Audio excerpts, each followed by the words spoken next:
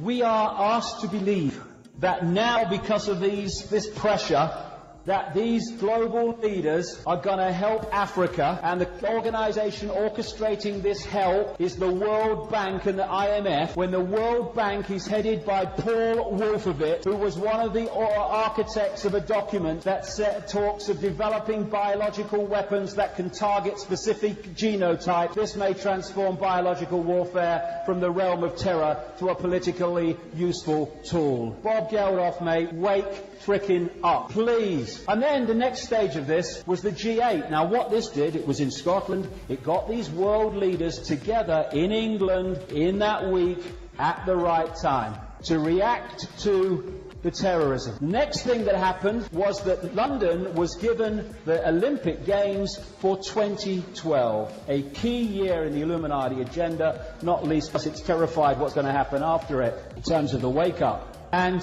when they first announced that London, this is years ago now, was going to go for the 2012 Olympics, I said to my friends, it's a bloody certainty. London, major centre globally of the Illuminati, 2012 Olympics. Oh, you kidding? They're bound to get it. Oh, it was very close with Paris. No way. They were always going to get it. And so London then was absolutely a joyful, great scenes of celebration.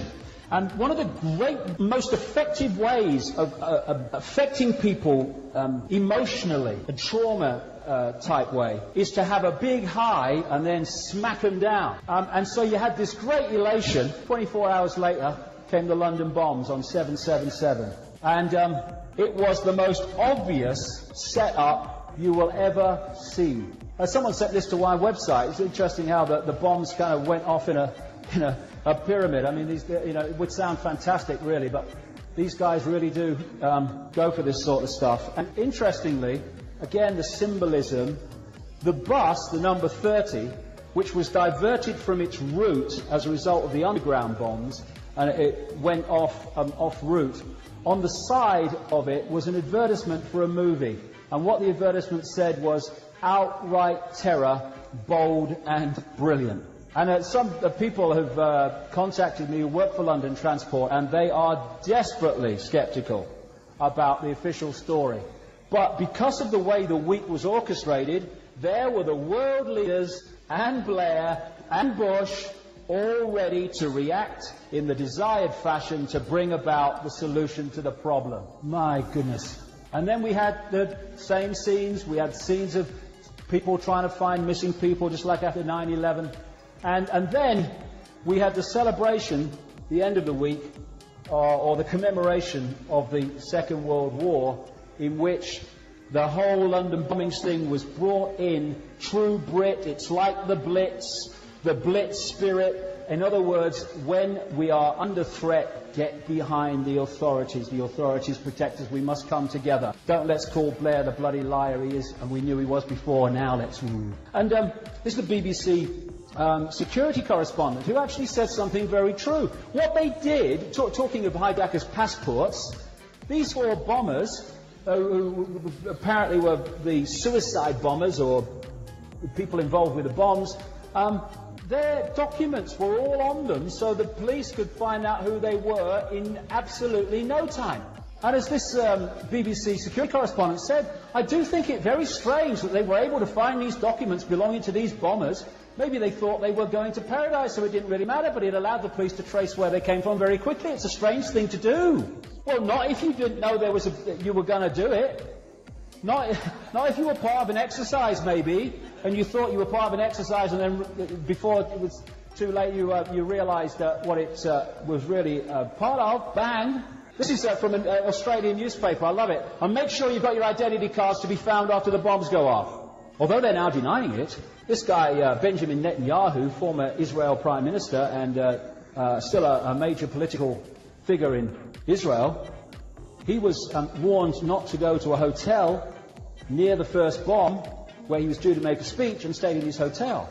How did they know that? And then, on the day of the bombings, the Jerusalem Post published an article by this guy Ephraim Halevi, former head of Mossad. This is what he wrote in his article. This is on the day the bombs went off. The multiple simultaneous explosions that took place today on the London transportation system were the work of perpetrators who had an operational capacity of considerable scope.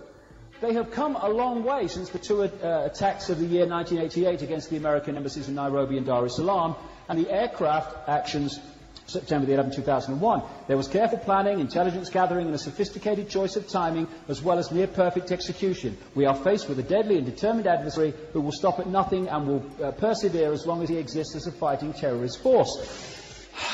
Simultaneous bombs. The London police announced on the day of the bombings that the bombs went off over a period of 51 minutes. It was 2 days later before they called a news conference and said, we've now established the bombs were simultaneous. How does this bugger know, former head of Mossad, they were simultaneous on the day of the bombing? We have another exercise on our hands.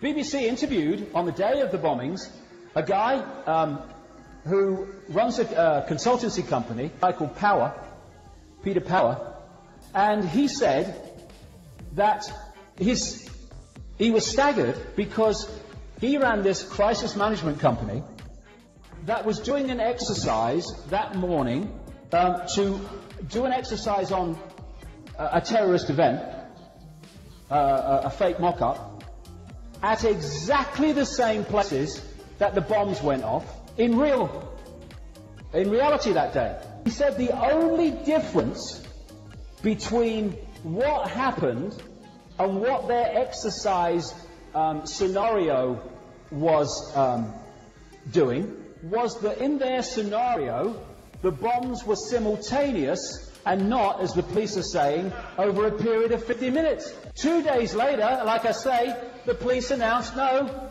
they were simultaneous. So in every single facet and detail, what happened in reality was what that exercise was doing. What if those guys were part of the exercise and then didn't realise until it was too late that they were carrying the real thing? This is why I have to bloody laugh. I have to laugh. It's just so pathetic. Websites like mine and others, and Alex Jones and many others, have been asking simple questions. If they were suicide bombers, why did they buy return rail tickets from Luton to London? Why, when they parked their car in the station car park at Luton, did they put enough time on to come to London and then get back without getting fined? Why did they do that? They were suicide bombers. Now, of course, holes starting to appear. People what they've now done is the authorities have said, well, we're not sure now if they were suicide bombers. We think that maybe, because of course they bought return rail tickets and that, maybe they're Al-Qaeda controllers just didn't want them to survive in case they cracked if they were arrested and told of everyone else. So maybe they didn't realise that the bombs were going to go off when they did. That's why they bought them. See, and the paper's going, oh yeah, that's probably... No, you're being used, darlings, to cover the obvious holes in the story, but you can't see it. Oh my God, it's pathetic. It's repeating. We're in a time where people are being picked off. Divide and rule. Okay, let's focus on the Islams. Oh, he's got a beard, he's dangerous. Oh, let's focus on these, let's focus on that. Oh, look, homeless, hey, they're always into crime. All this, being picked off. And oh, it doesn't affect me, it doesn't affect me. And it reminds me of this very famous statement by this pastor, an anti-German activist, anti-Nazi activist rather, who said, first they came for the Jews and I did not speak out because I was not a Jew. Then they came for the communists and I did not speak out because I was not a communist. Then they came for the trade unionists and I did not speak out because I was not a trade unionist. Then they came for me and by then there was no one left to speak out for me. That is what they are seeking to do to us.